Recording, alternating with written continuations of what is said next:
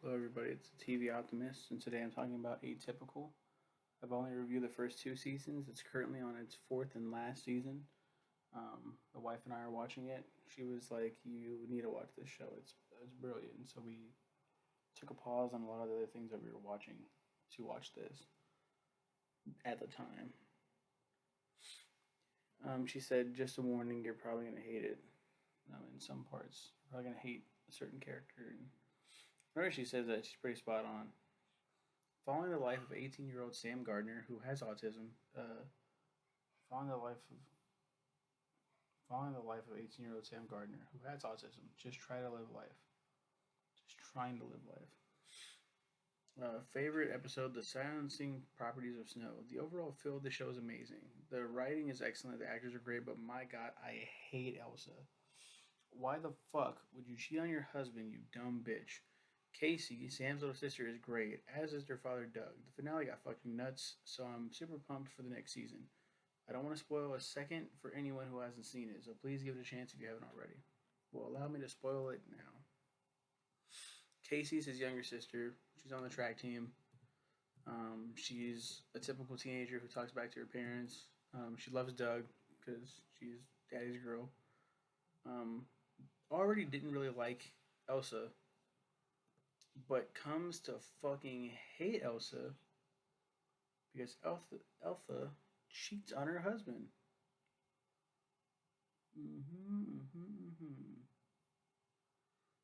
Also, there's more characters in this as well. Doug Gardner, Julia. Oh yeah, he has a therapist in season one, and her name is Julia Sasaki, and he falls in love with Julia, and so she's like the main character in season. She's the main character in season one and two, recurring in three, and guest in season four. Um, yeah, he has a crush on her, and he comes out like he tells her like, "Yeah, I'm in love with you," and she's like, "We can't. I can't be your therapist anymore if you do that, you know." Bridget Lundy Payne as Casey Gardner. Yeah.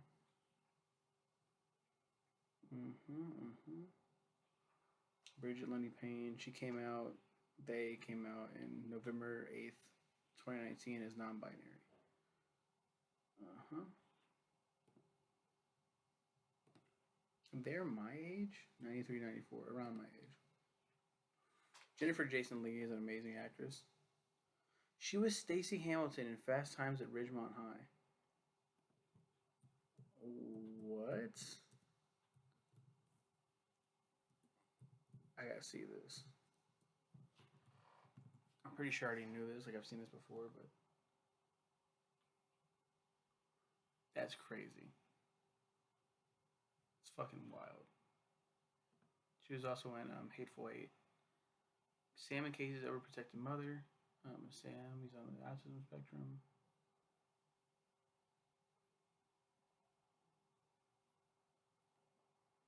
Mm-hmm. Michael Rappaport, Doug Gardner. Pretty cool. Zahid Raha, Sam's best friend, a dweeby and foul-mouthed Lothario. Uh, Jenna Boyd is Paige Hardaway. She was in the Sisterhood of the Traveling Pants that I recently covered on this channel. She was a little girl with cancer. Um, I saw that movie a long time ago before I watched Atypical, so I didn't recognize her. I thought she seemed kind of familiar. And when I rewatched Sisterhood, it's like, holy shit, that's what's her name? Um, Sam's high achieving friend and later girlfriend. They get together. Graham Rogers is Evan Chapin, Casey's boyfriend from the beginning of the series. And some stuff happens, so we'll move on from there. Charisse, Casey's childhood best friend. Beth Chapin, Casey stands up for her after witnessing her get bullied for her weight. Lots of people. Lots of people. Yeah, so season one ends on a pretty crazy note. Literally, Because Elsa and Casey aren't getting along, and Casey learns about the affair pretty early on, and then like I think she like kind of questions her like it's not it's not cool to cheat on someone, right, mom? And she's like, what are you talking about? She writes that on the board like that she had an affair, and Doug is like, what is this? Like, what is this? And that's how the season ends. It's like, oh, I'm like, yes, get that bitch, drag that bitch. Like, I can't believe she did that shit. You, I don't know about you guys if you watch the show, if you haven't watched the show. I have come to forgive her for what she did, but I was so fucking mad, and like I hate like laughing at her being the mom of Sam and Casey. Like, oh my god, season two. So holy shit, the end of the last season was fucking nuts. Casey wrote about Elsa's affair on a blackboard, and Doug sees it, so he confronts her. Such a great cliffhanger. Favorite episode: Ernest Shackleton's Rules for Survival. Dude, this season really flipped the whole show on its head, and not in a bad way. So, no spoilers, but every character has gone into a completely different direction I expected them to. Please, please, please give us a third season, Netflix.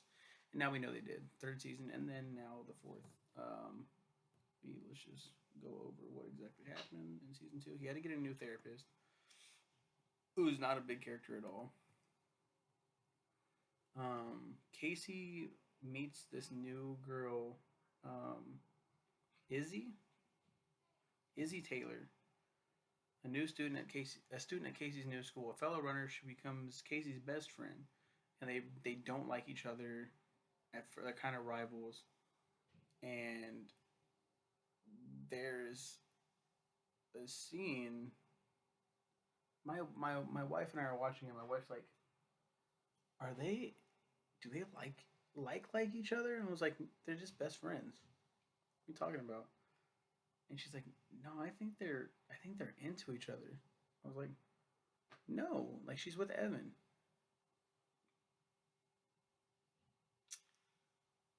Um, yep.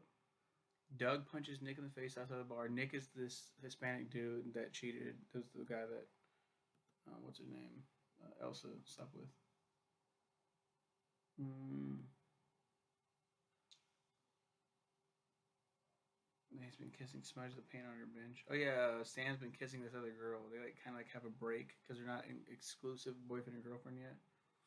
Elsa talks to Casey, telling her about a sexual encounter she had with a woman, attempting to comfort Casey and express acceptance of her sexuality. Yeah, they're fucking okay. Not that one. Where is it at?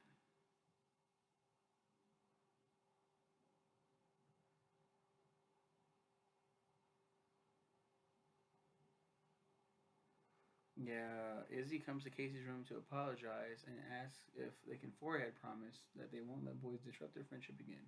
They do so and move to kiss each other, but Elsa interrupts. Yeah, they like do the forehead thing and they like look at each other and then there's like, oh, oh my god. I was like, whoa, whoa, whoa. Um, yeah, Elsa talks to Casey, blah blah blah blah. Yeah, Doug and Elsa have been having the worst time of their marriage because of her affair. She's trying to apologize. He's not accepting it. Which I mean, put yourself in that like that predicament. Like what the fuck? You know, your whole life has been flipped, turned upside down. So what the fuck are we gonna do about this shit? And we got kids, and you know they're almost fully grown. Once Casey's out of high school, I mean they could fucking split off. And Doug has become such a prick, and it's not unwarranted. Like, okay, yeah. Um, Back home, Elsa panics when she hears Sam has not turned up to work. She, Doug, and Casey find Sam at the aquarium. The next day, as they drive to graduation, Elsa discovers a flyer in Doug's bag from the bar Nick works at. She works out that he punched Nick and asks him if he can ever forgive what she did, but Sam interrupts. At the ceremony, Paige remains in her seat when she is due to give her valedictorian. Paige, as her voice is too hoarse to speak after viciously defending Sam at school over the yearbook incident. Sam delivers the speech for her with frequent interjections to comment on it. Later, Sam tells Paige that he thinks he's in love with her. Aww. Doug talks about not being able to move past Elsa's affair to a woman from his peer group. Um, I think that's it. At the end of that season, he goes to her. It might have been season 3 that I'm talking about. Yeah, there's a woman from his peer group, um, who also has a daughter who is like on the spectrum, and he really likes her, but he's like, I don't want to cheat on my. I can't do this. I can't cheat on my wife. I thought that was the season where he shows up to her door like, I need to talk, like I need to get something, like I need to talk to you, and she obviously likes him, so it's like, oh shit. Casey talks to Izzy about having had sex with Evan, but then the two of them hold hands. They like grab hands, and they're in the car, and they're just sitting there like, I'm like, are they about to fuck? I love Casey, and I'm all for LGBT romance, but don't fuck this girl when you're with Evan. Tell Evan if you have like if you are into this girl. Tell Evan. Fuck. And Evan is such a sweet boy. That's Atypical seasons 1 and 2. Um, I will meet you guys back here for 3 and 4 eventually. 4 is pretty cool so far. I will say about Atypical, I thought, I'm not, I believe, it's a firm belief of mine. I've come to, I've come to grasp. I think we're all kind of on the spectrum, just a little bit, like sexuality. We're on some part of the spectrum somewhere. So, but that being said, I'm not autistic, like fully. I have not been diagnosed as that, but so I can't really comment on like autism lifestyle and portrayals in media. There was a movie, fuck, what's her name? You probably heard about this if you've been on YouTube at all. Fuck, what is her name? Sia? She made a fucking movie that was highly criticized. Music. Among the accolades received by Sia, it doesn't. Okay, whatever. It's directed by Sia. Film follows Zoo, a newly sober drug dealer who becomes the sole guardian of her half-sister Music, a young autistic girl. Worst director for Sia. $16 million. It only made 649,719 because it's during COVID.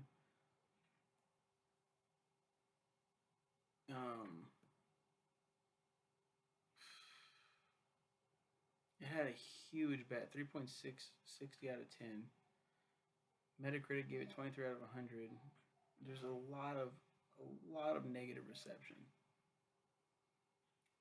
A lot of negative reception, and autism and racial criticism. Yeah. Fuck me. I haven't seen it yet. Don't think I want to. It looks very cringeworthy, and a lot of autistic people talked about this film and said it's such a slap in the face to the autistic community because it's a very inaccurate portrayal of autism. When you get someone who isn't autistic to play someone that is autistic, you're not going to get an honest performance. Maddie Ziegler played Music. The way she does it is very Hollywood mentally challenged, where it's like this isn't good, and if it's not good, people can see that right away. I didn't get that with Sam Gardner. I mean, Atypical. I thought, I think this is an accurate depiction of autism. Played by Keir Gilchrist. English-born Canadian actor and musician. I've known him best from It's Kind of a Funny Story, but now he's playing Sam Gardner. I saw somebody's, like an autistic girl's rundown of portrayals of autism in movies. Music was on there. A couple other roles. What's Eating Gilbert Grape? and a lot of these were like, is that the right word? Lambasted. Google, what's lambasted mean? Yeah, it was criticized harshly. It was lambasted. Lambasted. In a scene from either season 1 or 2, he's sitting on the bus. He hates how the bus seat feels on his back, so he sits like this, not touching it. He's just going forward, and this girl pauses the video and she goes, "Now, yes, autistic people they feel a certain way about certain things. They don't like the sounds get to them. Certain lights, shining bright lights, something like there's a bunch of different. Everybody is different. Not two people are the same. They can have similar traits, but not everyone's the same.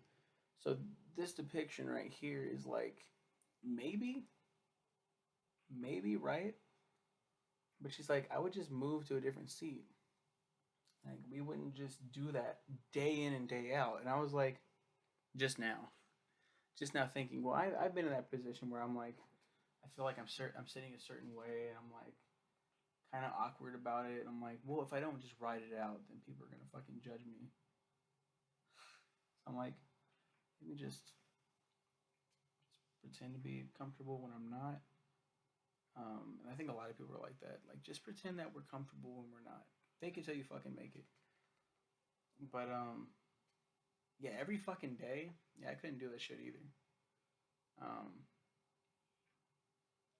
Yeah, I don't know. That's my 2 cents on autism, I guess. I think he does a good job, but the second season featured autistic actors and writers, allowing them to have an opportunity to work and represent the community and receive mostly positive reviews.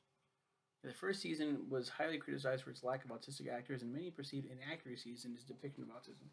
And the second season, they tried to remedy that, and I think they did a pretty good job. Third season continued this positive development and received overwhelmingly positive reviews. Season 4 is like, okay. So far, it's like, oh, that's cool. It hasn't fully, I mean, it's fully come out, but I guess no one's given a review yet. So, I will be back here for seasons 3 and 4. You guys have a good one, and take care.